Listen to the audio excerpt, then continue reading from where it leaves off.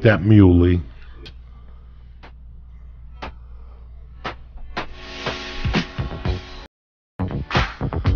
Monday, January 23rd. The Church of What's Happening Now. You're here. Lee Syatt, Ralphie May, and your Uncle Joey Diaz. Kick it, Lee.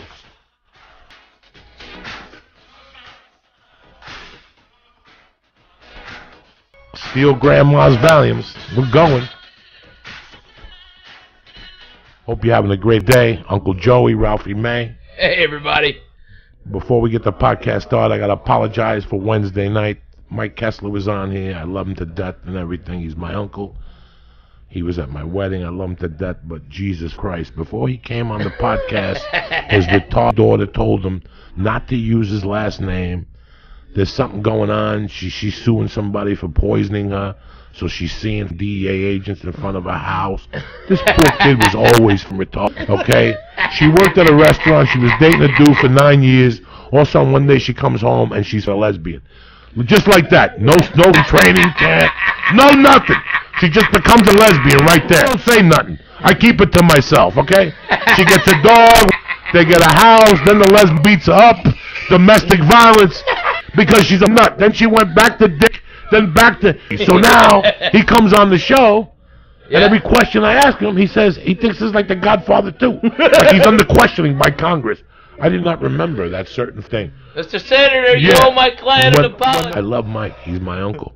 But he's one of those guys that hasn't stopped since he got back from Vietnam. Oh. Do you know what that means? He's always got something in his pocket. Yeah. He may not be doing blow, but he may have fentanyl, or he may have Vicodins, or he may have... He's just one of those dudes since I've known him. Or he might have weed, or he might... But he's always got... Yeah. So, like I told her, when she called me back again, then I go, listen, he's fine. He's fine. He's going to be fine. He's fine. He woke up, and 2 days later, he called me apologizing. He was staying at the Marriott. There's a thin line between mental health and, like, I'm just crazy and I do drugs. Right. But the mental health issues, they're coming. I feel them from time to time. Last night I went off at the Hidden 7-Eleven because he wanted to charge me 10 cents for a bag. Man. I'm in there every day. I'm in there every day. Sucker. And they always give me a bag. Last night, this particular dot gave me like the evil eye and then charged me 10 cents. I'm family in the 7-Eleven. I've stopped burglaries in here. This is one of the only 7-Elevens in the country I don't shoplift. I give you the respect. Wow. I don't even shoplift. Yeah. I'm family at the 7-Eleven. Yeah. Go to Dollar Shave Club. Anyway, now that's off my chest. Ralphie May, what up? Hey, baby. It's so great to be here in part of the church. I love it.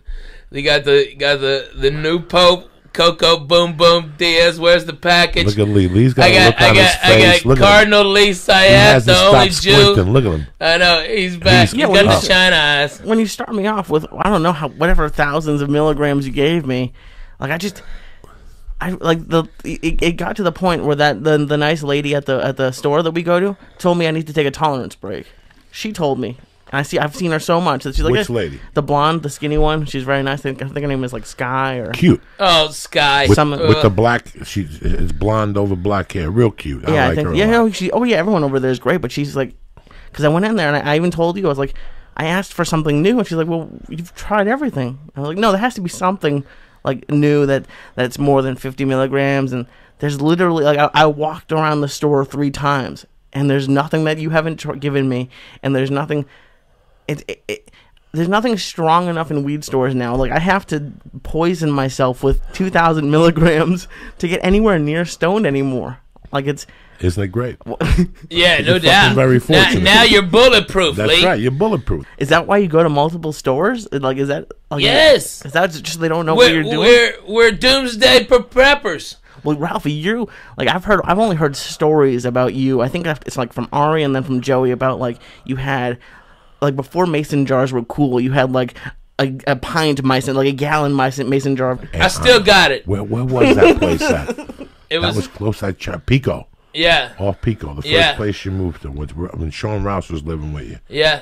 It was a pound of weed. It was awesome. It was huge. It was one of those big-ass... He would go to that place on Mondays and turn out their lights. Turn out the lights. 3 ounces of this, 4 ounces. They would sit there and go, what are you doing with this?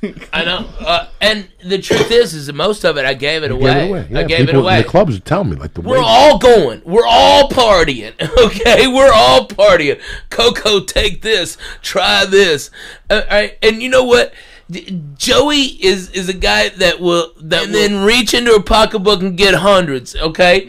All right, and mad that he only pulls out ones and fives, okay? All right, he's mad till he gets that 100. Then oh, she came. I'm out of here, right? But when it came to taking weed from me, I had to force it to him. You had to force it to him. You did not. Your pride, you're like, I can buy my own weed. I know you can, but here, take this. Oh, you would give and me this, that Matt's and OG. this, 35%. When it was really hot, when it was the summer, I would take my shirt off. I have no idea why. I don't take my shirt off at the beach, and I was taking my shirt off here with the door open because they turned the AC off, and I was just hot. At least Syed don't take his shirt off in the shower. I don't. He's like Josh Wolf's hat. Comedians in cars drinking coffee to Netflix. But he's also doing 2 specials for him. Wow. He's doing 2 specials, so it's like $50 million deal. It's crazy. And I love Seinfeld, the show. I've seen a couple of his stand-up specials. So I love, but what's interesting is I've only seen it before I started this and before like the storytelling comedy came up. So I'd be interested to look back on it, even because I like it. I think it's funny. But now that the what I don't even know what the word is, but the genre of comedy has changed a little bit. I don't know if it stands up. I paid to see him. I took a girl on a date. Maybe 1992 in Denver. I took this girl on a date, and I did stand-up. I was like an open micer, and she knew, and I took her down there. And he was great. He did like a Q&A at the end. Oh, wow, really? I was ready to ask him a stupid question. I'm happy I didn't. So it was before the show then, if it was 92? It was around the show. The show was, I don't know. It was the show starting? It had a tough first season. I think the show was starting. I don't know. He had a really hard, tough season. A lot of people don't understand how. Well, you know, they always said that if it was today, the show would have never made it. Because No. I still watch the show on the road sometimes. I Man. still watch it, and I still giggle. You and Paulo watch nothing. You stay home, and it's like Jim Jones gave out the Kool-Aid. You're just waiting to give out Kool-Aid to shoot yourself out. The other day they were watching Animal House. I was so happy. 28 years old, he sits in at night and watches Cheers. He watches Cheers. I like Cheers. I'm making my way through He it. thinks he's in Boston. In Taking your way through the world today? Is it taking everything you got? It really is sometimes. Be nice to know. I haven't. Dog. Would it help a lot? Come on. I don't even know. I don't even know what to watch anymore. You like smoking wax? You want to see the devil? We had a spot where we had made like a little hole. You just come out of somebody's backyard right there. They live bordering the cemetery. But I went in that cemetery, it was freezing. Yeah. So you know me, I'm a Catholic, I'm respectful. There's all these old graves. I looked for the oldest grave. And Gavin's shower wasn't anywhere near. Like 1891. Like 1891, dog. I went over there and pulled my pants halfway up, and I started looking around real creepy. Yeah. And I took my little dump, and when I pulled my pants on, I had peed in my pants. And the cold weather had frozen them already. I had shingles on the outside. When it gets iced over, like I still remember that night. Damn. And one night I went to Island of Insanity party at Hudson County Park. If you go to Hudson County Park in January, it gets so cold that the river freezes, and there's a little island where ducks live. All my friends would go across that pond with kegs, and I took a Quaalude. Oh, this is a great story. This kid, Lebrano, and this dude, Joe Focaccia, nobody knew we took these Gorilla Biscuits, and we knew they were strong. So we inhaled these Gorilla Biscuits. We went to the Island of Insanity. So we went to the Wing Fong. It was on Bergenland Avenue when we were kids. We were professionals. Wing Fong? The Wing Fong Chinese restaurant. We were on foot, so we couldn't walk the chance. No. We couldn't walk the chance. And we walked out of Hudson County Park. We made a left, and there was the Wing Fong. But the problem with the Wing Fong was we would always dine and dash. So as soon as we walked in and started lining up, they called their cousins, their uncles. So we had money to pay that night. Right. You know what I'm saying? Like, we just sat there. You gotta keep them off guard. We had to keep him off guard. Now, there's this kid, Joe Folk. He's still on Facebook today. And he's got a hook nose. Joe Hook. Joe With the nose. Joe LaFolk. They used to call him Joe LaFolk. So me and Lubes are sitting on the same side, and Joe LaFolk is over here. And we're talking. We order egg ribs and pork fried rice and shrimp and lobster sauce and pop. And we're reading. Everybody's And eating. pork fried rice And with we're no giggling, peas or carrots. And all of a sudden, Joe Focaracio's feeding his face. Right, he's feeding his face, and all of a sudden I could see it was like he ate 4 stars, right? And all of a sudden his face, he just fell into the Chinese food, and he's snoring. Brandon's going, "Folk, you're embarrassing me, Folk, get out."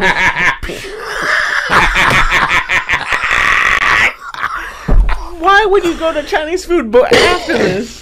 In those days, you couldn't go home smelling like reefer. To tame the high from whatever pill we took, we went to the wing farm. And we stayed there for like till we ordered extra noodles. We took our time because it was 10 below zero out there. Man, check. And I walked home that night and I fell asleep in the hallway of the Golub's hallway.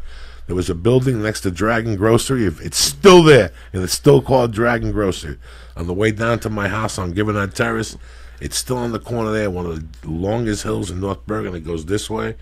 And there's a bodega there, and next to it there's an apartment building. That's like 3 floors, and you have each floor. Yeah. I knew the girl on the 3rd floor, and I must have been freezing that. I blacked out by the time I got down there. I got off Kennedy Boulevard. I blacked out. I still remember I had a baby blue hooded sweatshirt with like a duck vest. Yeah, like a duck jacket. Like I slept in a hallway. Was it even a hallway, or was it the alleyway where people's mailboxes are? Oh, okay, so it isn't. It's in a hallway. It's inside. Yeah, I mean, it was still cold in there, but it wasn't 22 below. I woke up, bro. I went to the grocery store. I bought an orange juice.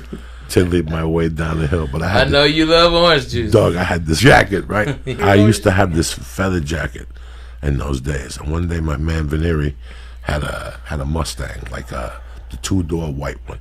That was the only car the family had that was white. It was his sister's. And once he got old enough to drive, they gave him the Mustang. So he's driving on Kelly Boulevard. Somebody says, "Can you give us a ride home?" He goes, "Come on, get in." We all get in there, but my duck jacket gets caught in the hook, and he left the window open. So within 3 minutes, the wind was hitting the duck, and there was feathers all over. He was pissed at me for like 6 months. You know how hard it is to vacuum feathers out of your car. Where's Tony Benedict? You know this for a fact? You two's charging 3? Yeah. Okay, and everyone. I mean, they're doing Joshua Tree. That could be like doing nothing or doing a couple shows a week. I don't know what that would even mean for you. That's a U2 tribute band. No, it's Hollywood U2, and that's his opening for them. That's a tribute band. No, oh Jesus Christ! No, it says U2 tribute it says Hollywood band. U2. Look, I swear to God. All right. You say I got to deal with? That's his opening for them. Do you say I got to deal with? I swear to God. You say I got to deal I'm not that much. Agora Hills. Where are they playing at Agora Hills? The Canyon Club. No, YouTube's not the Canyon. Yes, they are. They're not. You big dummy. Hollywood U2. You big U2 dummy. This is what I got to deal with. band. You see what I'm saying? As much as you're slipping, that's it. Take a stripe from him. I knew. I'm saying, where are they going to play at Agora Hills? There's only the Canyon Club. They'll play the Staples. Yeah. You said I got. So why do they have it on their YouTube website? You say I got deal with. It says Hollywood. I don't know. You say I got deal with. I try. I took a strike. Fine. Okay. Here, is this a good one? U2 and the Lumineers at the Rose Bowl. Yes. Yeah. Okay. At the Rose Bowl. The Rose Bowl. Not the Canyon Club. I thought they're opening up at the tour. I don't know what they're doing. Yeah, jeez. Where's that song before? Remember Black Sabbath when Ozzy was starting? Where is it? We should just put sound bites on. He eats those stars. I tell him, be careful with those stars. I know. You can't be in training every night. $55. Okay, it's $55 for standing room only at the Canyon Club for a U2 tribute band. Okay. Oh my God. So, okay. Who would pay that? I don't know. I gotta get their emails. I went to see the cheer. Oh my God, they were so amazing. Oh my God, I might Maybe march. they're just tricking people like me who didn't know. Yeah, you'd be up there. U2 Bono! And it's some chubby dude. Yeah, it's how much they want for tickets? And at the Rose Bowl, they want $250. It hold 60,000, 70,000. Oh my God! Oh, hold on a second. I mean, Yeah, look at the price of these tickets. This is California. And that was for general admission below. Up top they went. I'm sorry, $430. I guess maybe that's a better angle. I don't know. It's saying. Yeah, they could retire it. Oh my God! Do you want to confirm this? Just think some. Make sure. No, you're on the right. Rose Yeah, Bowl. yeah. That's the right. I mean, Let I me was tell like you something. 55. I don't think so. Where has America gone? Oh, dude. This is why I'm watching Cheers. This is like Okay. Leave me alone. All right, all right? Leave me alone. Leave me alone. Well, no, I'm saying it's the same thing. It's the same time period, in a way. Wow. What time period? Not exactly, but like Are they're they like, listening to YouTube on Cheers? No. well, maybe 80s, 90s. I don't know. I don't know when U2 was Are around. you playing with me? Are you really trying to drive me crazy? You When know, I got was a lot of U2 money. started? YouTube. The first time I remember about YouTube was maybe 82. No, you okay? 82 or 80. So, yeah, they were listening to 83, U2 then. somewhere out there. So they were. What? Why They're you mean- so good. Come on, Lee. Oh, like a this, ninja. Lee. Wow. Can I have another water, please? Have some of There's this. no more water. Have some of that. Thank you. There's no more. Why can't you just swallow it? It tastes pretty good. And watch, he's gonna about puke. Watch this. He gets fucking. No, just try to eat 12 of them. Ugh. He's I fine. like them. I love these drinks. Oh Oh, no! wait. To be honest with you guys, since I was about 6, I've been the king of the lob. What? Like, I'm the type of guy that'll get a rock and go 5 feet away from the corner of a roof, The king of the. like the 11th floor. And I Yeah. won't even look down. I just go, whoops, and take my chances, and then take the elevator down and see if there's somebody down on the floor, or if it went through a windshield. Yeah, right. When I was a kid, What were you lobbing? rocks, pennies, whatever I could get up to that roof and get away with. You were gonna kill I somebody? would throw it off the roof. I was crazy. I did not know in the jukebox there were 45s. Okay, and I lived on the 3rd floor on 205 West 88th Street. And there used to be like a parking garage where people would park their cars and walk out. I'd be on the 3rd floor. But I was in the deep corner. So I would take the 45s and whiz them out my window.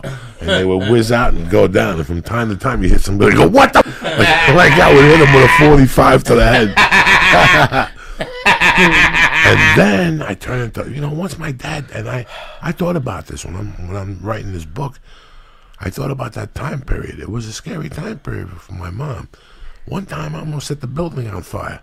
88th Street, and I started lighting little papers. You light one paper, you light 2 papers, and you push the envelope until the side of the building is on fire. And I gotta tell you something, guys, to this day I remember pissing. Like, this is gonna put out that fire. That was your first thought to And pee on it? I peed on it, and I ran away, and I went to my room, and like 10 minutes later, I saw the fire department back there, and I was giggling to myself. I was one of those lunatics.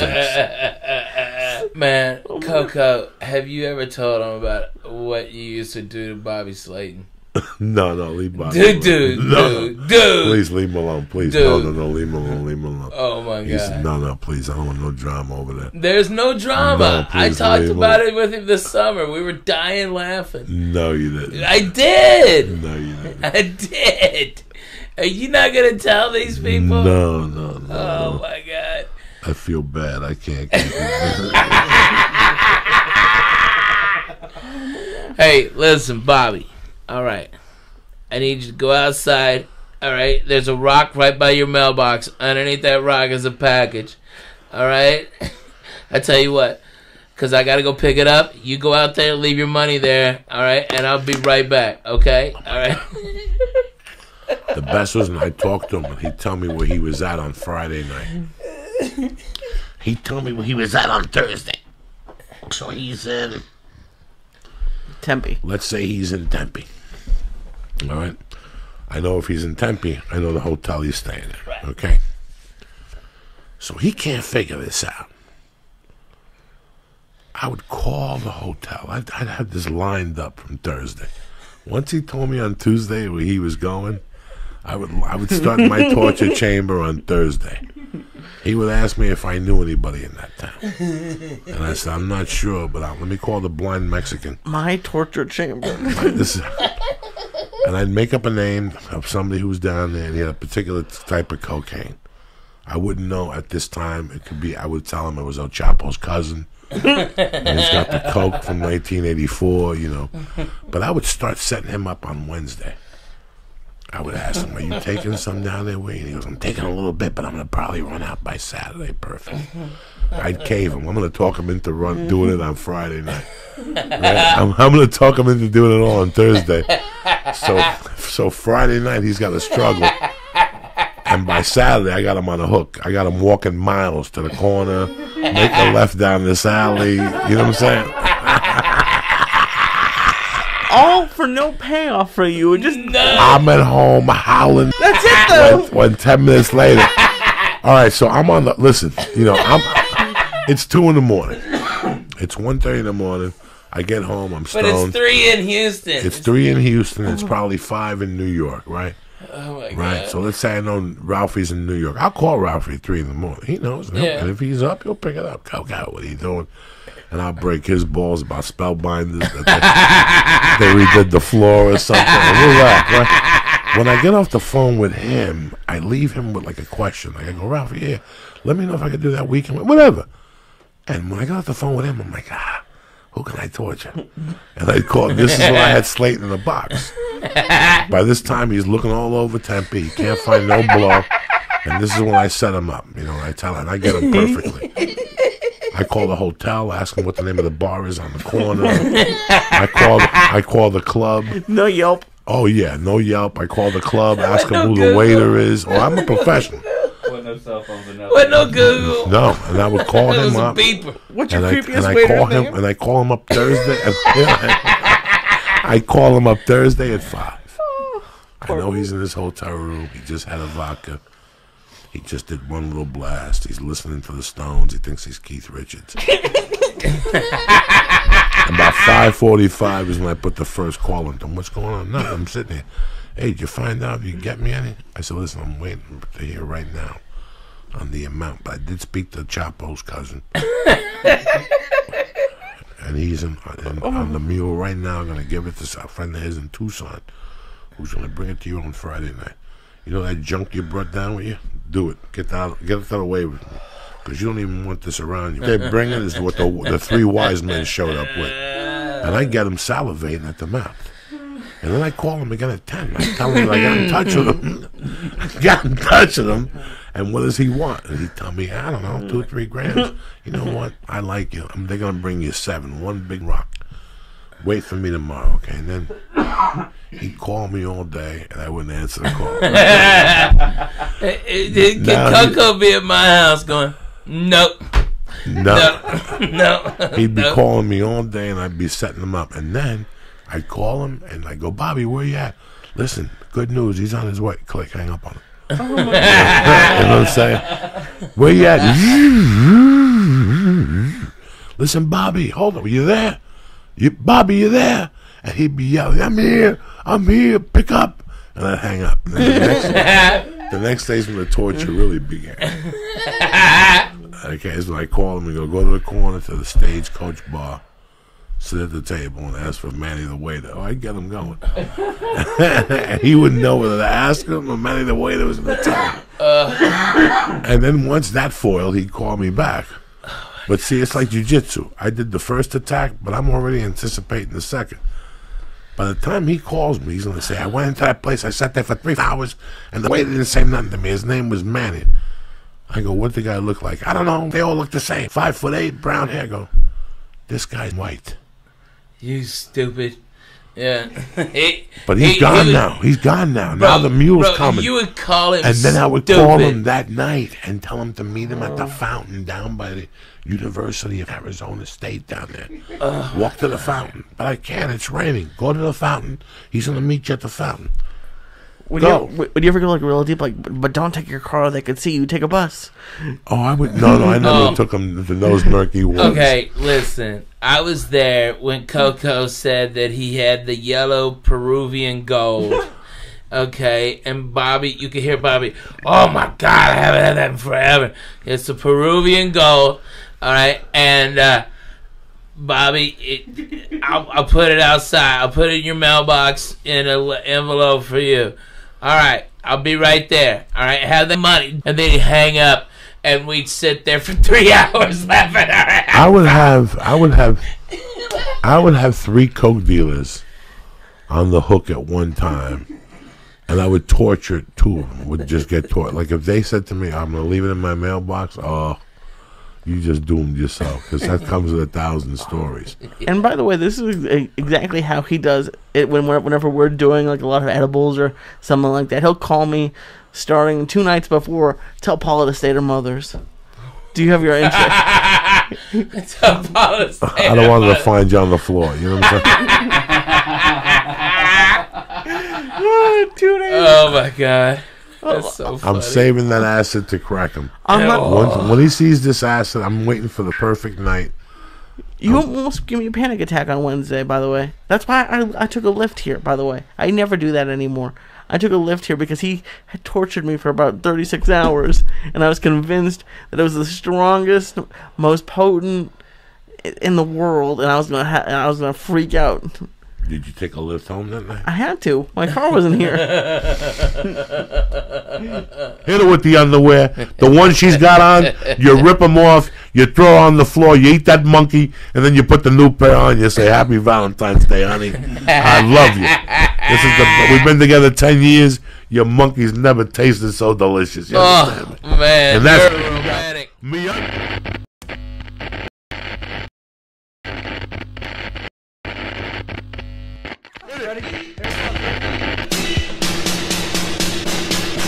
And the corner was "Let the Music Play." Yeah, Shannon. By Shannon. I go, I haven't heard that in a while. And I played it for a little while, and then songs pop up on the side from that era. And my favorite song came up. No, you like the other Shannon song. I always remember that too. But I like the other.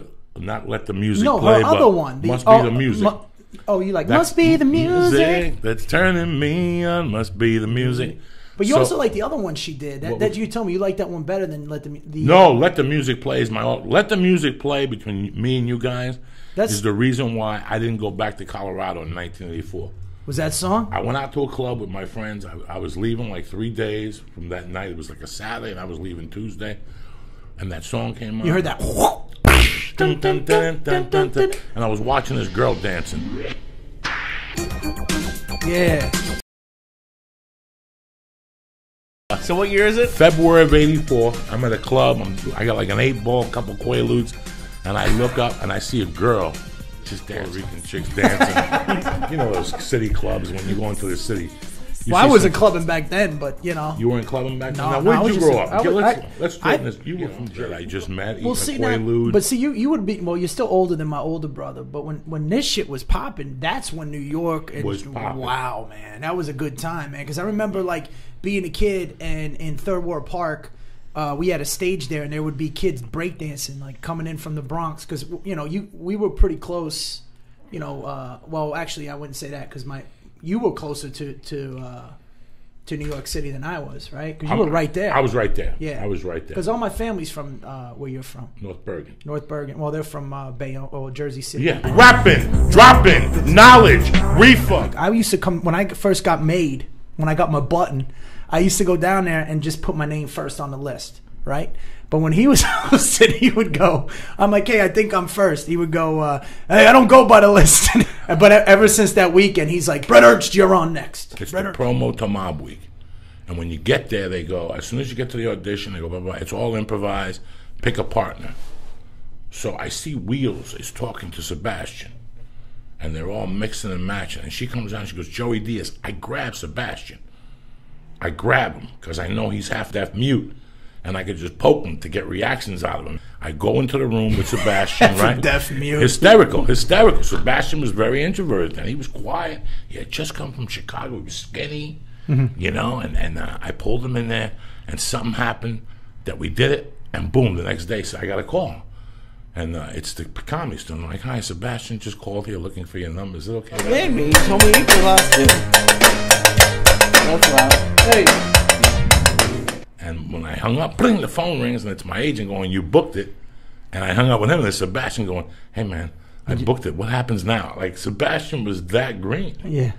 You know, and I remember going to the thing with him, and they told us not to touch Bill Maher because he was a germaphobe. Don't make eye contact with him. Don't make eye contact. I remember the night you were smacking that dude around. That's a great story. Which night? That was a great story. In the club, I don't know if he was a comic or something from San Diego at the time, and he was yelling at the back, and Joey just took him, right, and he dragged him. Now I was up front, and then I saw Joey. This is a great Sebastian story. So I see Joey dragging him, right, and I look over at Sebastian, and Sebastian, you know, he doesn't get any emotion. He just looks at me. He goes, like he's fixing it. He goes, "What are you doing?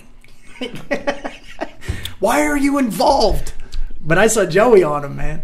It was. Do you remember that night you were pulling that dude out? And Well, you that put was him out on the sidewalk? that was like a saga. That was like a Going movie. thing with this kid, though, right? You know, he came up to me at the store one night. I'm hosting. And he goes, "Do you mind if I go up?" And I go, "No." You know, he's from La Jolla. I don't know what his. And we ended up being friends. Years After later. that, yeah. Like years later, it was a situation with three of them. It was a 3-on-1 situation. That's why I had to take it to the extremes. So the first guy went up. The one guy went up, and I said, "Don't touch the mic. Do me a favor. I'm gonna put you up, but do me a favor. Don't touch the mic." We think this is the first thing. This Touch the mic. touches the mic. Mic breaks. Oh. Then he goes up on the stage, and he decides to do 10 minutes. How long were you supposed to do? Three. Oh. He's a pop-in. He's not like a... He's a regular- pop-in. Flick it, Yeah, stick it. go ahead. He comes over to me like, I go, "Dog, you want somebody?" And he has an attitude towards me. Like, "Man, what are you going to do about it?" And I remember, like, it took everything I had to walk up to the stage to bring up the next act. But I kept watching him from the stage. Like, he's not leaving. Brought whoever up, and I went after him, and that's how it started. And I think there was a pushing match, and that was the end of that. And then the following weekend, they came up to the muscle me. Like, got the wrong guy. And something happened that night, and a waitress got involved, and they were going to call the cops, and I had to leave. So that was the end of that. So there's a rumor going around town that they're looking for me. And that's my world.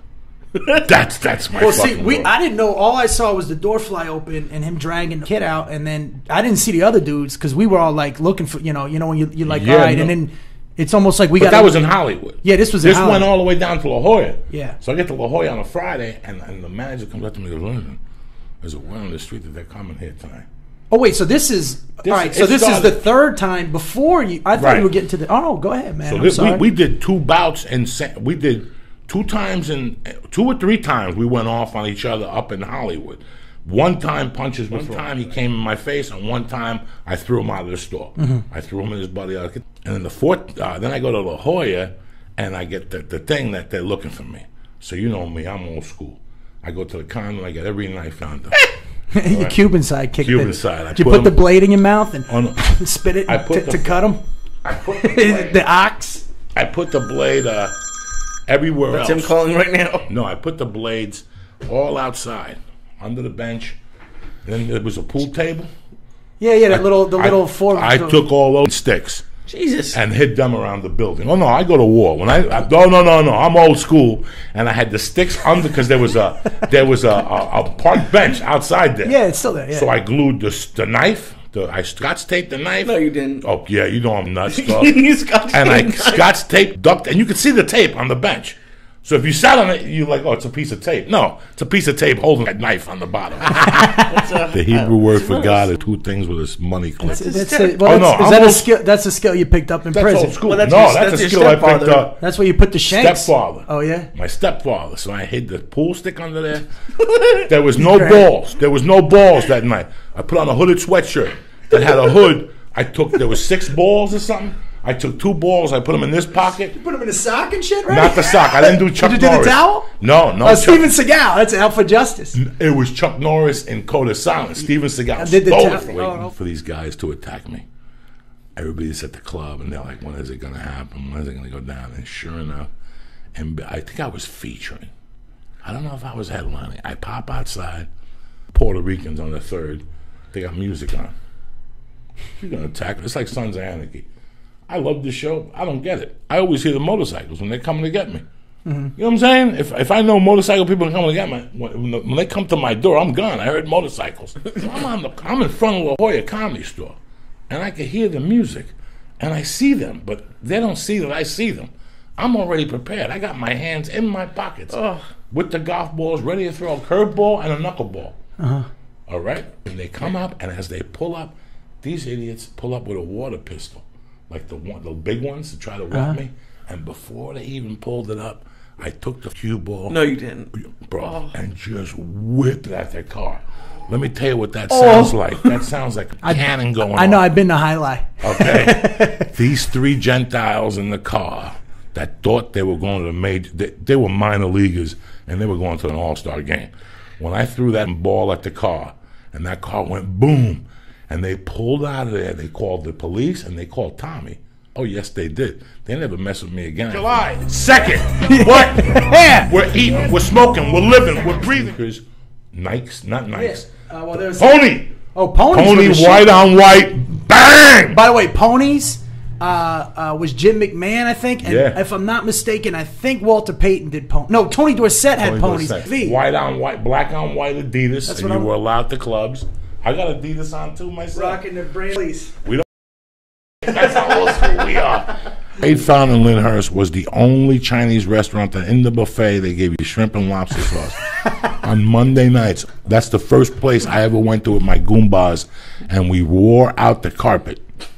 Like we wore out the carpet from the walking table. back and forth? There Back was and a forth. there was a restaurant that had all you could eat lobsters back then, and I can't think of the name. I might have to text my mom. But then you glue in the dark for 4 days after that. Like you have to turn the lights off and see your girlfriend could read a book with you in the room with the lights off.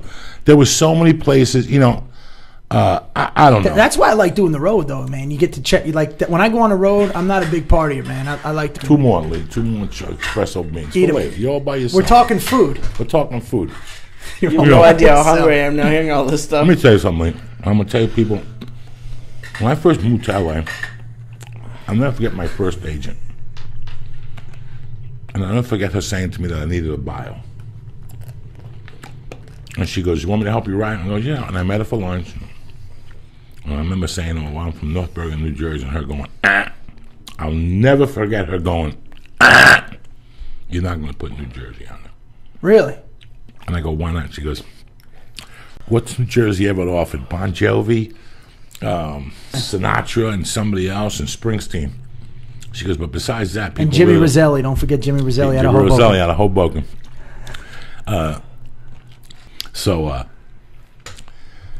And she told me this, and I remember I went home and I was like, I don't understand what the problem is with people in Jersey. With Jersey had like this reputation. I got to tell you something, guys. You know, I grew up, when I came from Cuba, I went to New York City, and I had connections in New York City. I went there years after I lived in Jersey. I don't know what I would do without my childhood in Jersey. I had such a good time growing up. I had such a good time at a bad time. Uh-huh. My mother died when I was a sophomore in high school, bro. Yeah, I know. So those 3 years where I wouldn't even think about my mother till I was walking home at night from after like everything ended the whole day. The church. It's a church of what's happening now. What? I used to work the kitchen. Mm-hmm. And the black guys would come through and go, "Cuba, what's up?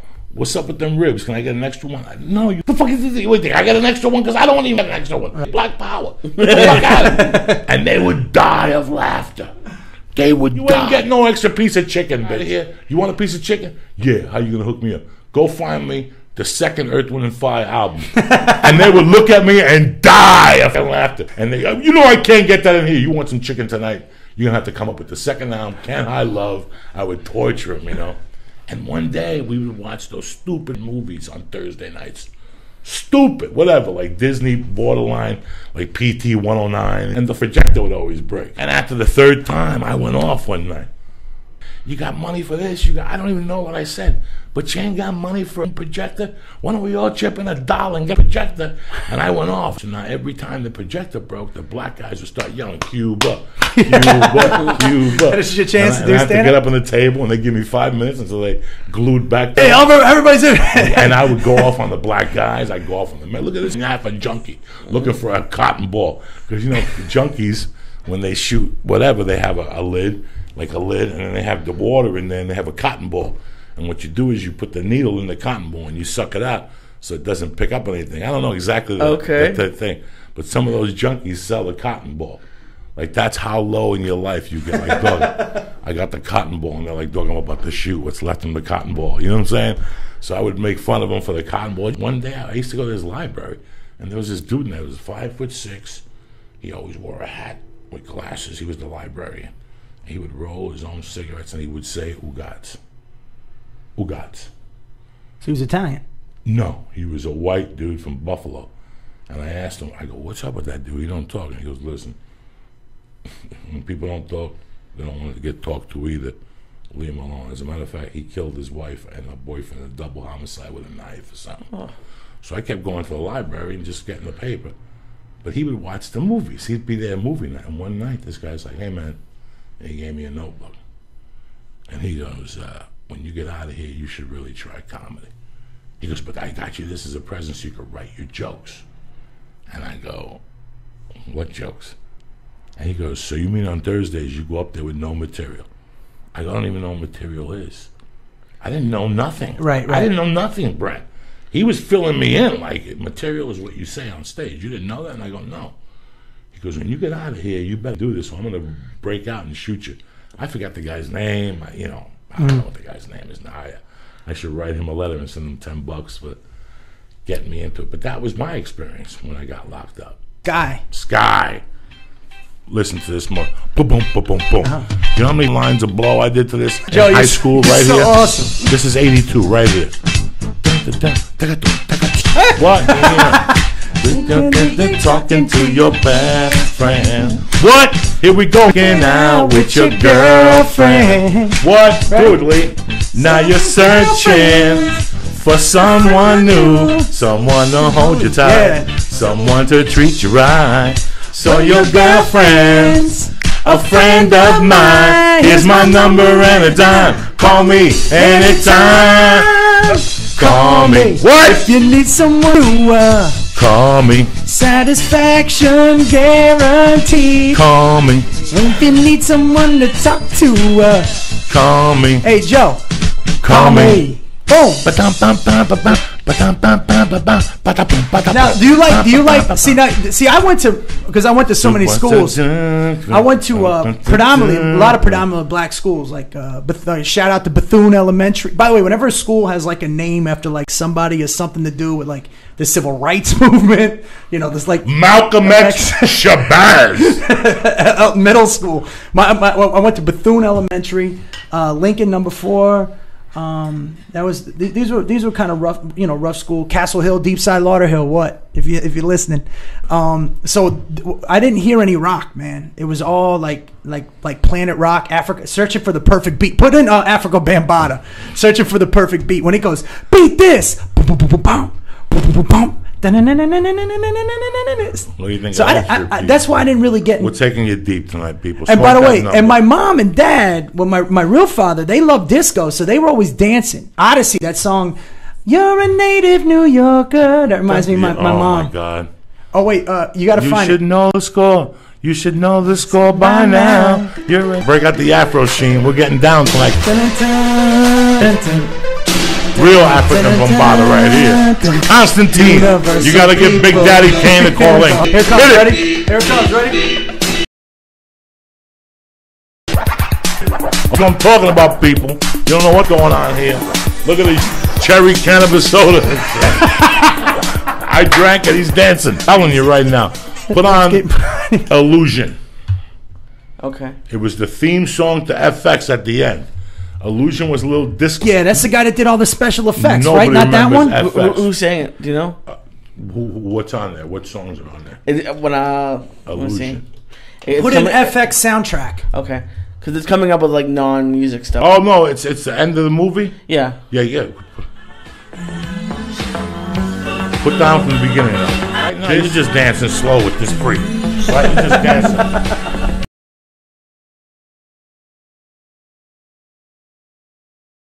It's just What? Wednesday night! What are you doing? Watching Dancing with Stars? This sounds like something Tony Hinchcliffe would dance to. Lee, did you eat all the espresso beans? You got No, there's two- some there. You got 2 more in there. They got No. Oh, shit. Oh, shit. Lee, you might have to run out for a nickel back. I got a good Uncle Joey story. This will be. Get some reefer, drive up to Austin, wear your sandals. He'll take the smoke like a soldier, not like one of those girls that takes to the face, then keeps her eyes closed. And you got to walk into the bathroom like a service dog. What is this? It's empty. Yeah. Oh, busted. Have a great weekend. I love you. Stay flat.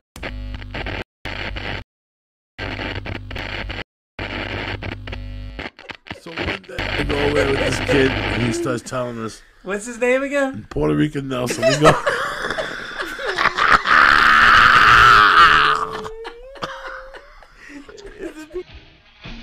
The Church of What's Happening Now. Greg Fitzssimons. My Goomba of Death, Lee Sayat. Kick that mule, Lee. I don't hear it. Kick it. You're playing games with me. I don't lick toes. I don't lick toes. That's disgusting. But I like the dirty feet, but once we get in the bed, you got to wash those hoofs. I can't have those dirty hoofs on my bed. And Do you shit. wash their feet? I got a fun. No. What am I, Jesus? Jesus I'm not John a the Baptist. I got a fungi toe myself. I'm walking around with duct tape on it and shit. Sometimes I get radio Gotta waves. get those sneakers with the toes cut out of them. Oh, this fungi toe is killing me. Ugh. Because like for 6 months it'll just throb at night. The fungi comes alive. It hurts? Yeah. I thought it was just growing So like again, an this ecosystem. weekend I go in the tub and I just sit there for I only do it in hotels. I bring the heavy duty artillery to the hotels, industrial nail cutters. Yeah. You clean the fungi out. Oh. So I go in the tub, I soak, I cut those nails, and I take them and I sniff them real good. Do you save it for after the show? I leave them for the maid. I put a 20 right on top. There you go.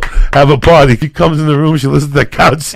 There's 1,000 fungi nails everywhere. All different colors. Green, purple. They're like the gay flag. Oh, my God. Sometimes I cut them and poke my wife with them. I was telling Lee, I'll just poke her. And she'll go, what is that? It's a fungi nail. Keep it up. It's like a snake tooth. She's going to get like an infection. I'll What's take ever on the fungi I'll toe? take this to a concert. I'll stab like 18 people. 16 will start scratching within minutes. That's what I should do. Take a fungi nail out and do a show of me stabbing people with my fungi nail. Can I stab you with my fungi nail? Get someone to eat Oh, it. that's it. I'm going to let them grow. And you I'm sell gonna it let after them the grow. show. What's up, Lee?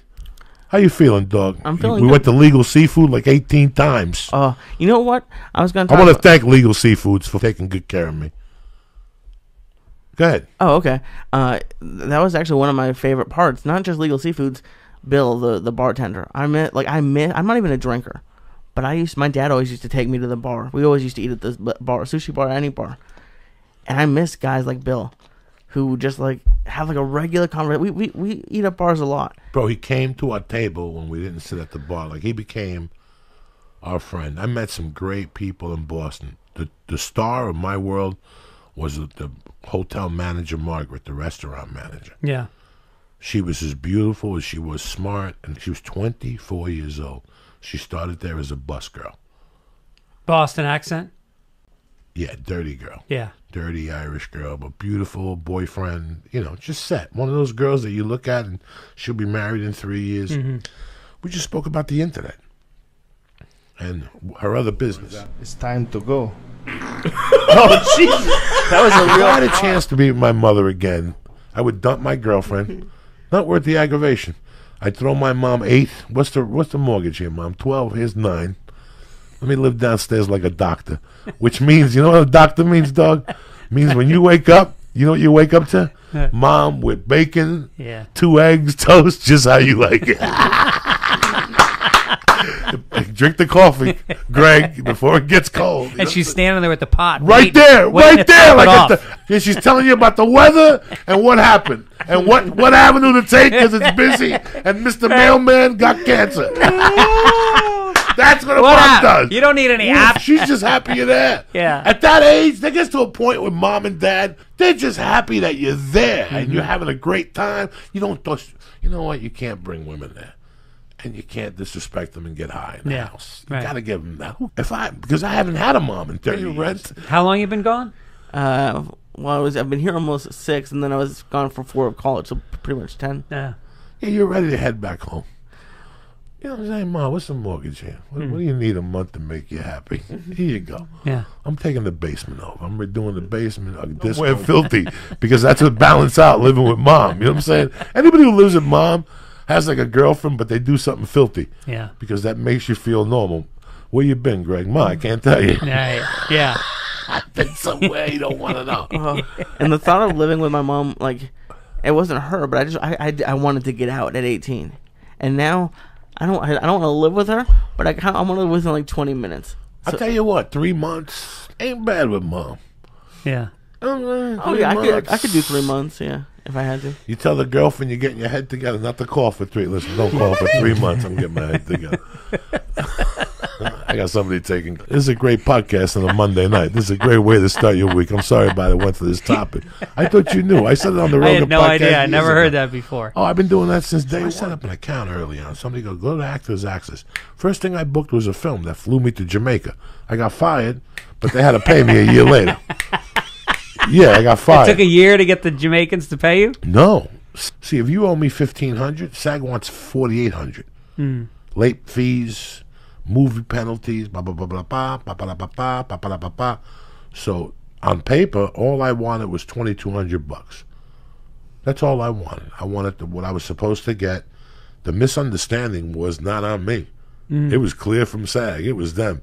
They're supposed to give you per diem, the script, your own hotel room. They wanted me to share a hotel room with the cameraman. They never had a script. Wow. And they said you have to wait like a week for per diem. And these people didn't have it. I complained. They got pissed off. They said, you could take the next plane out tomorrow. I said, fine. And I left. And then I came back, filed a motion. And then a year later, the guy called me. The story was, the guy owned a strip club. And he had a stripper he was in love with. But for her to move in, he had to pay for her first movie. So he went in his pocket and put $300,000 down, put another $150,000 bond through SAG. Damn. Oh, yeah, he was in love with this Just woman. to get her to move in. Just to get her to love him. Like, during the shoot, there was drama with him and her. He wanted her to stay in the room. She wouldn't. Yeah. Oh, she was holding on to the deal. So he got 2 movie stars to do the role. You ready? George Jefferson and the black girl from Baywatch. Yeah? Those were his leading stars that were going to take this to the cinema and they were going to win Cannes Award. I'm sitting there going, oh, this is all those flappers, all those Ice House shows. Oh, you save all those Ice House shows. Yeah, on tape, not on videotape. Right, you know what I'm saying? I said, Lee, maybe we'll put them all together and sell them for $2 and donate the money to cats like that. I'll have to buy a cat. That's hilarious. That's the first charity you think of is cats. Why not? Like some shelter that they don't kill cats. They take a lot of money to fucking. Yeah, they got do. 30 cats in there. You got to pay for litter, love. You got some volunteers, but how long are you going to go in there and hang out with cats? A month, and one day you go home and all of a sudden you're sitting there putting your shoes on. They smell like cat litter. You got a rash on your face. Lee, where's Tony Bennett? I love gambling. Didn't you gamble this last week? I won, yeah. What time did you leave to go gamble? That's what I want to know. I didn't do it. I didn't spend any time in the room. So you went upstairs, dumped your stuff, and went right to the casino. The shower didn't work, so yeah. I was like, fuck it. And what did you play? Blackjack, as always. And did you win? Yeah. How much did you win? $50. I didn't get a 5 or a 10, nothing. Nothing comes Let my him way. wet his beak. Nothing. This is what I'm living Show with. some respect. 4 years of college, Greg Fitzssimons, nothing. He doesn't even come with a cup of coffee, dog. I won 50. 50. This is $3. At least you made a gesture. I'll forget about the 70. You know what I'm saying? I apologize. I'll bring He donuts. gave you nothing. You flew him in. Unbelievable. He wins Not $50 not even a right little back taste. to his room. Not even a flower. He could have bought No, me a flower from one of That's the not Asian true. girls. I brought you That's lobster right. tail. He did. He brought me a lobster. Oh, did he? All yeah, right. he couldn't bring me a workout. He brought me a lobster tail, but it was pretty good. Yeah. Yeah, he was. You know, He had a cookie upstairs and something. Knew he was up to something. He went right upstairs and hailed that lobster tail. hell yeah, And the fanny pack he had. What was the name of it? The funny bunny? whoopie pie, Whoopie pie. Oh yeah, he couldn't leave till he had a whoopie pie. a mini whoopie pie from Bova's. Then he went the next day. I walked 5 miles. I did. But he ate a pie and then he walked back like. I You know what I'm saying? He's trying to tell me he exercised. I didn't eat nothing. He walked 5 miles, but he had 2 pies and meatball sandwich. He's looking to me in the face, telling me he had a slice. He went there. He got ice cream. 5 miles. He's trying to tell me he walked 5 miles. I remember when we first got here. Ralphie May first got signed by the Laugh Factory, and the first thing Jamie said to him was like, "Ralphie, you have to work out. You gotta lose a little weight, Ralphie." Exactly how much I have. So they tried to like get him like a dietitian, and they got him like an exercise guy. Oh yeah. And Ralphie's in the bed, just covering his bed. All you see is his hands sticking off the mattress. And I go, "Ralphie, what's up?" He's like, "Ooh, Nelly." He's like, "Coco, man, I just got back from an 8-mile walk, man." He hadn't left the house. Yeah, he would never, Yeah. These guys come up to me. I had walked 5 miles. This guy has a hard time. And he walks the Subway sandwich. Yeah. I have He- evidence he's- on Periscope, by the way. He's never walked to Popeye's Chicken because that'll kill him. No, dude, if I walk to Popeye's Chicken, you have spies in the area. But I know go. you do. Listen, you can't go to Popeye's Chicken and eat 92 pieces of chicken.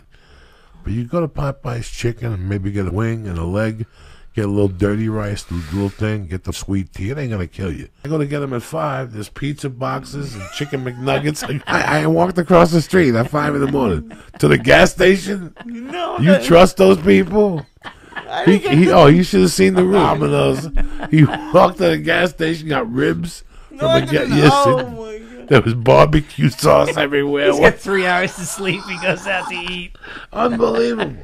This guy goes out the Well, middle in my of defense, you're giving me like my first major edibles. You're giving me the banana bread and just leaving me there with like dinner 3 hours ago. and we brought home Chinese. I left him with an egg roll. No, I didn't get Domino's that night. Oh, you got Domino's the night before we got to Kennedy Airport. Yeah. I went up to get him 4 in the morning. What's the smell? He's got his feet up like Vito. If I don't have to walk that walk of death downstairs through the cigarette smoke, to the cloud of death, to the waitress of one eye. The sadness on everybody's face. Yeah. 3 guys like Lee wrestling for a hot dog at night. Every time I go to the South Point and I walk past the hot dog cart, I think about Lee. And they just put a sign, 3 hot dogs a lot. And they have like a picture of Lee. Like, we went to the South Point. Lee kept going back and forth like a yo-yo because it's like 10 feet from the sports book. Yeah. Hilarious. When those hot dogs, when that dude turned that sign around. I've never gotten more than like 2 hot dogs there. Stop it.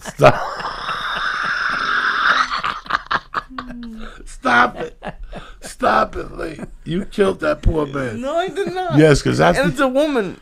no, it's a dude. No, it's Because not. what happened was you had like 3 or 4 of them, and then I left, and you went back there, and you got like two more, and took them up to a room with like a cheesecake or something. And then I had this Puerto Rican dude on my block, Puerto Rican Nelson. He lived in the back. He was a bartender in the city. He used to always ask me, and he wasn't a freak or nothing. I always thought that at one point he would molest me. Yeah. And even till today, I think deep sometimes. Did Puerto Rican Nelson ever molest me? Because he used to always have a robe on and slippers.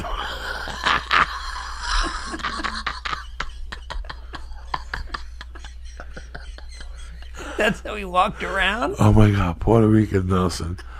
I love that you're not sure if he did. You feel like it's maybe. Yeah, like I think, did he ever dope me? Like he ever pull a Cosby on me? Because everything about him fits like an MO. He was just a good dude. Yeah. That we used to go outside and help us fix our bike. And he was a Spanish dude. And he was just, he had the sideburns and the leather jacket. And it was the early 70s. And I moved to Jersey.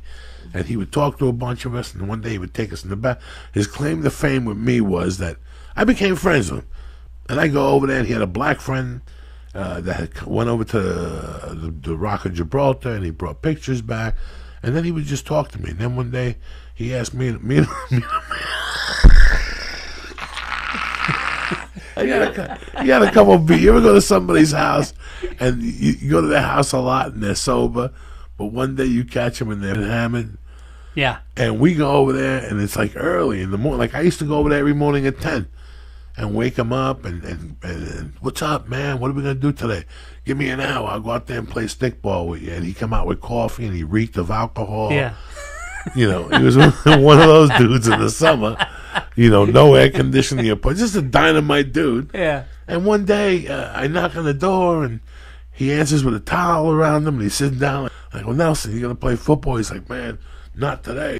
He goes, come back in like 2 hours. So, you know, we were, in those days, you're punctual. Yeah. Like, we were there in 2 hours. He answers the door, you guys again?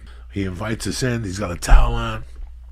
You know, he turns the light on, and there's like a table filled with alcohol, you know, and like... Oh, yeah? How old were you at this point? 12. It was like 6 of us in the neighborhood that liked Nelson, but 2 of us actually interacted a little closer with Nelson. Yeah.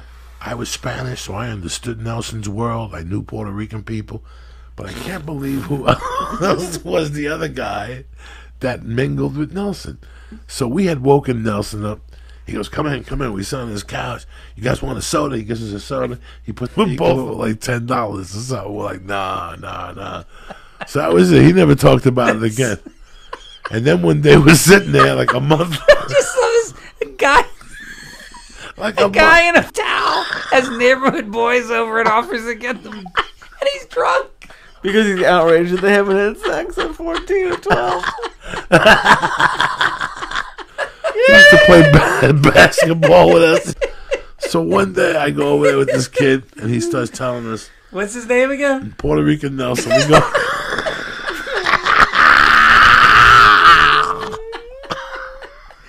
Is it be capitalized? He was one of those. He had to be 26, maybe. He was from somewhere else, and he lived there. This is before the computer, and before Neighborhood Watch, and before. And no one was freaked out by a pack of 12-year-olds hanging out with them? No, because in those days, a lot of parents came out and played with kids. And I know, that's different now. See, it's different I would never now. be able to play with a random kid in my neighborhood. So everybody knew him for the neighborhood, and in those days, we wanted to go into the murky waters. Yeah. And he was kind of opening the door. Not really, to be honest with you. It took a long time. It's not like he lurked us into his house. We knew him for a year. Right. We go back there all the time to get water after a basketball game. We knew him, you know. But now he knew we were growing up, and he knew what our needs were.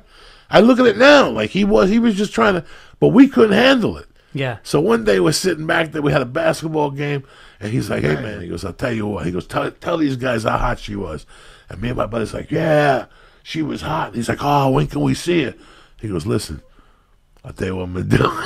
He goes, "Listen, in the living room, and I'll leave the window open. You guys can come by and listen."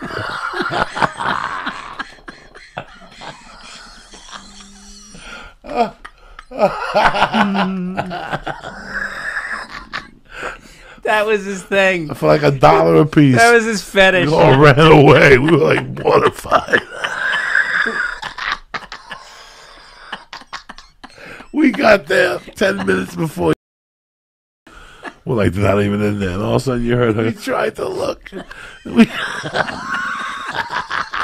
There must have been 8 of us trying to look at that window. And I heard meat. And we ran out of there, dog. And the next day he's like, did you guys come by?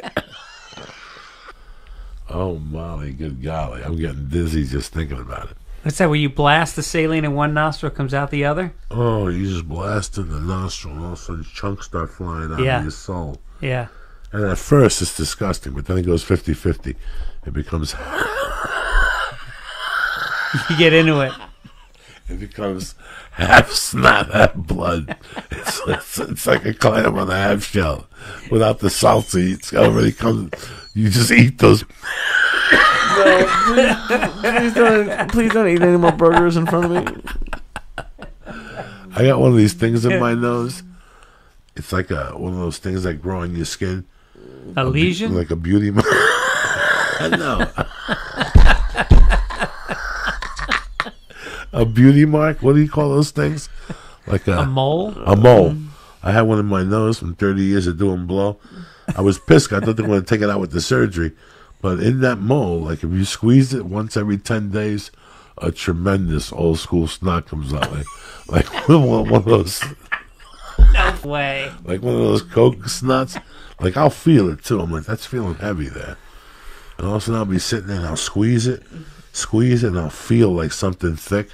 And I'll just pull it out, and it's like a inch and a half with different flavors and different aperitifs. Some parts of it is heavy, it's thick, it's gooey. Halloween treat. And it's there every 10 or 12 days. Oh my God. I can count for an hour enjoyment every 10 to 12 days. I don't know when it's going to What took an hour? Because that's how long I chew it for. Until it dwindles into like a little whitehead. Then I spit it into the air and let it land wherever it goes.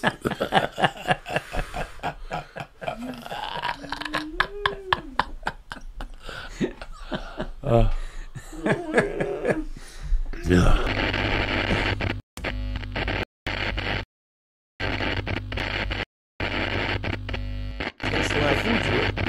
No, it doesn't. You ate the night before. It's only brown now with the taste of intestines. That's it. He worked hard. No, you're a last good week guy, in the dude. Don't be studio. offended, man. I'm not offended. I love you, Bobby. You're always nice to me. I want to thank Kevin for putting the studio together. Nice place right here, man. It's very nice. Yeah. It's walking distance. It's new. There's new spirits in here. We got the turntable. Manager Saturday comes up and goes, "Here's a note." And some dude called in during the day and said, "Here's my review on Bobby's set." Right? So he put, "He's disgusting." I have it on my Twitter, actually. I'll read it to you. Oh, sorry. Yeah, first of all, you don't give that to the comic, do you? No. A review? You just let it go, right? I was Was going it to the kill owner myself. or the manager? It was the manager. He was new, and then the manager, the owner, Nick, yelled at him. You know Nick's a good dude. Nick's a good dude. He's one of my favorites. He's you know like what I mean? 75 years old. This guy's Yeah. out there wrestling And Puerto he's Rican. strong, yeah. Feedback on Bobby Lee's show. Found him to be very obscene, crude, and tasteless. Very nice. Those are good words. Yeah, but you're a comic. Yeah, but dude, it's like, why would you call during, to put the time in to do that? And someone wrote it down at the club. And then if somebody wrote it down at the club, why would you write it down? And then why would you give it to me? Like here, you know what I mean? It's like, it hurts your feelings. You still get your feelings hurt? Dude, like last week I was in Irvine Improv and 12 women got up and just walked out. 5 minutes of my set. Do you know why? Why? Because these are 12 women who met at a support group because their kids all have Down syndrome. And my first 3 minutes were about Down syndrome. And so they got up and left. Did they yell? No, but then they got their money back from the club, and then the manager tells you after the show. I don't have anything against their kids. Every time I'm with Joey and someone walks out, you just laugh. You just love laugh. it. I laugh. You do. Yeah. You got to push somebody's thing. Yeah. When they That's hear my the whole passion, point. That's why I'm not. It's delicious. Oh my god. Yours Everybody's seems like ass apple and is like disgusting. bulbous. Is yours is bulbous? Mine looks like a foot. It's pink. It looks like it stepped on a firecracker. Firecracker. It tastes Like like the food you ate. It Yeah. tastes like the No, it chicken doesn't. parmesan you ate the night before. It's only brown now with the taste of intestines. That same chicken cordon bleu you eat at night tastes the same. It's a steak I ate at Ruth's Chris. It's only brown and with the taste of intestine and grass. That's what it tastes like. Do you Okay. do you go down on your girl? Absolutely. You do. Absolutely. And you don't travel south? Nope. So you that DMZ line, you just stop there? I- you look I at crossed it? the Have DMZ. you- Of course, you look at it because it's there, but it's like Yeah. What are you gonna do? Not look? It's there. Yeah. Like during doggy, you look. Great about the store now though is that since you and Joe have come back, No, everybody. It's just listen to what I'm saying. Will you listen to what I'm saying right now? Yeah, I'm gonna give you a compliment, right? But you have to understand, you came with the new changes, right? Because I've been there since the dark ages. I never left, right? So I've seen it, grow. I've seen it destroyed, and it's better now than it's ever been. When was the first time you stepped foot in? I went to the first time at Hollywood 1996. Wow. Yeah, and I was young. I was a kid. I was scared, and I did a belly room show, and I got a couple of laughs, and I called my mom. Like, I'm gonna make it. It was like I remember one time I was sleeping out of my truck because I was like between places to live. And Jimmy Schubert, during the day, knocked on my window. I was sleeping in my truck. And he goes, "Hey, kid, you hungry?" I go, "Yeah. I'm going to buy a sandwich."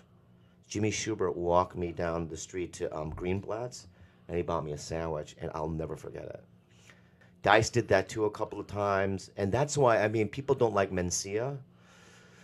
And I understand why. But he was very good to you. But Carlos was very good to you, yeah. He bought me a car. Like, I didn't do anything. I was his opener, and he goes, "Hey, dude, here's a car." You know what I mean? It wasn't new. It was his his girlfriend's sister's car. But still, it's like, they didn't have to do that. You know what I mean? So it's like, I have had that relationship with Carlos. You know what I mean? But the whole time when I was opening for him, yes, you saw that he lifted bits. You know what I mean? But I would defend him because of the fact that he did so much for me. I was so poor. And the agent that I have now is because of Carlos. You know, I'm still with Matt, you know? And it's like, you know, I am loyal, you know? I was divided because I love Joe Rogan. Joe Rogan and I are very good friends. I love him. I'm friends. I've been to his house. You know, I love the guy. He's a great guy. But I was caught in the middle of this war. It was the worst 2 years of my life, seriously. Because when that video came out that Joe exposed Carlos with the Bill Cosby thing, do you remember that? Yeah, you looked very uncomfortable. Yeah, I was in that video. Yeah. So then you know what he did? Carlos made me do a rebuttal video.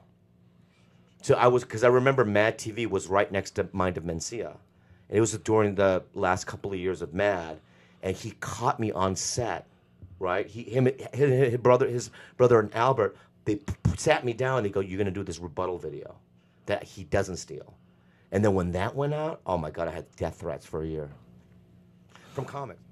That was his number then. Oh, yeah. Six. Yeah. That's how long I've known Carlos for. I still remember his number in my head. I used to call him up and ask him for help. I felt bad. Remember we were in the Latino Laugh Festival, you and I, in San Antonio? We had no money. No money. You and I had no money. And his manager took us out. Yes. Where is he? Worthy Patterson. Yeah, he's still around. Is he yeah, his kids are grown and stuff. I think he works for another bigger management firm. I don't know how well he's doing, but yeah, Worthy bought us meals because we couldn't eat. Because of all the Amy Schumer stuff. Mm-hmm. Another allegation came out today. I was sitting there thinking to myself. Who's the allegate? Somebody, she stole another sketch for his show. Oh, yeah. And I'm sitting there going, I still remember when somebody came to me and said to me about Carlos. And they said a couple of things they wanted to do to him. And I said, "Listen, you're not going to accomplish nothing with smacking this kid." I'll never forget this. I said, "What you need to do is let him do what he's doing, and eventually he'll kill himself." And I didn't mean it in a bad way, because I'm a thief. I'm a real thief. I know what it is to put a gun to somebody. I know what it is to break in somebody's window. But I would never rob somebody's joke. I knew the price I paid when I was thieving. I know the prices I paid. I could name 20 of them, the price I paid. So you always pay for your sins. When I first started in the business, the biggest joke thief on the world was Robin Williams. Mm-hmm. Everybody told you, even when I started in 91, that was the biggest thing people would tell you. Yeah. It's something that's really weird. I'm going to ask Bobby Lee a question. This is going to be the weirdest question. Bobby Lee, if tonight, God forbid, and this is a big God forbid, you're on your way to heaven. What? And you made your decision. I'm just saying. If I kill myself? No. If you never killed yourself. Let's pretend if I die. And I think of this whole comedy game on the way up. Yeah. And what I really got from comedy game, it wasn't the audiences, it wasn't the money, it wasn't the ability to make people laugh. To me is what you said, when somebody did give you a car. When my car broke down in Nebraska and some girl picked me up and gave me a ride to the gas station and stopped and bought me food. When Bobby Lee gave me $100, I went up to Bobby one night and go, "Bobby, I'm broke." And he gave me $100 out of his pocket. Never asked me for it. Joe Rogan, who hated cocaine. A couple nights it got to the point where I needed money. I go, "Joe, I need money." He go, and he'd give it to me. Ralphie May. The people who take care of you without you even asking. He gave you a car. There's so many great lessons I've learned from comedy. You don't get there by yourself. Never. It's impossible. Never. I mean, if you look back of who got you, audition for a club or who put in a good word for you. I mean, all the little tiny things, right? You can't just do it by yourself. You need people. You need people that are ahead of you that have some sort of power. And that's why I do it now. It's like, if you want a commercial agent, I know the dude, my dude, from Aqua. He's a Korean dude. The Korean, that's the man. Yeah. There are people at the store that are actors that become comics. There are those people. You, my friend, are not one of them. You are not one of them. You were a comedian first. You banged it out with us first. Yeah. I remember your little brother coming to the show. Yeah. You banged it out first. You gained the acceptance of your father. This was big for you. You're not some white dude from Orange County. You got to go home and tell your dad. That was the worst. You know what happened to me then? Why didn't you like the Denver Improv? I'll tell you one night. I do a Thursday show, Friday show, in front of like 40 people, a show. Saturday, first show, I walk in the club. The doorman put me in a headlock. He put me in a black guy. He put me in a headlock. He goes, "Yo, dog, where's your ticket?" On your third night there? Yeah, it's my third night. I go, "I'm the headliner," and he let me go. He's like, "My bad." You know what I mean? It's not like it's not like a movie complex. Was it next to your poster at the front door? Well, no, it's not like there's 12 comics in 12 different rooms. You know what I mean? It's one room, one guy playing the whole weekend, right? Know who that guy is. The same happened to me in Seattle, and I got him fired. In Seattle, I did 2 shows. I walked in a club, American Indian, long hair, parades. Hey, Bo, you sold out. I go, "I'm the headliner." And when I got off the stage, he was fired. I didn't say to fire him. They just did it because it's embarrassing. But then I got him his job back the next night.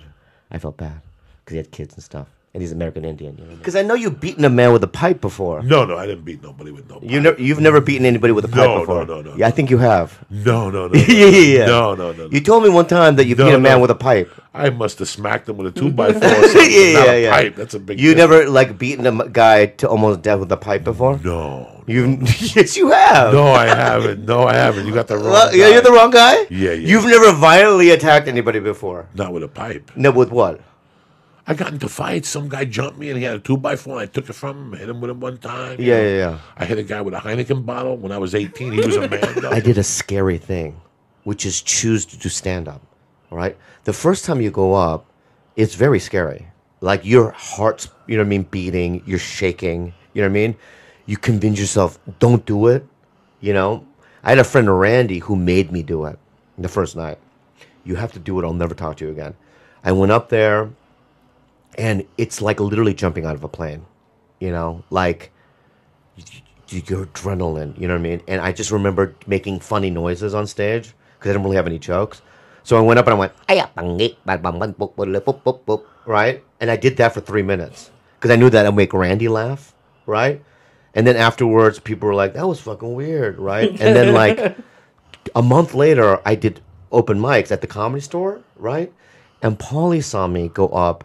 And I did the same thing, the noises, right? And then I was just, no jokes, but just acting really weird on stage. And Paulie goes, "Dude, you're weird, brah." I go, "Oh, thanks." He goes, "I want you to open for me in Vegas." And then, dude, I'm not kidding you. 2 months after that, this is like 3 or 4 months into comedy, I opened for him in front of 5,000 people at the top of the Riv. You know what I mean? But my point is that I did it. I walked through that fear, you know what I mean? And I religiously made myself do something that was that scary. And I just really believe that if you want to have a big life, you have to take big risks. Thank Bobby Lee and my main man, Lee Saya. I love you guys. Thank you very much. And as usual, should we play some music, a little turntable music, just to show you guys what we got here tonight?